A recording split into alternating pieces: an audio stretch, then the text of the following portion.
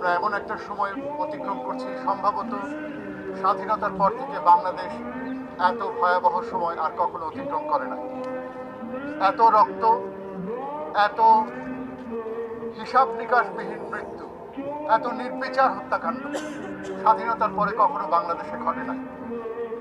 এই সময়ে আমরা ছাপোষা মানুষেরা আমাদের প্রতিদিনের খাবার খাচ্ছি, বাজার সদাই করছি, ফুর্তি করছি, সব করছি।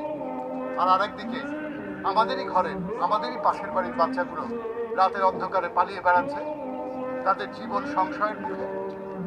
ছোট্ট 4 বছর, 6 বছর, 7 বছর, 12-13 বছরের বাচ্চারা হঠাৎ করে কোথা থেকে উড়ে আসা বুলেটে মারা যাচ্ছে।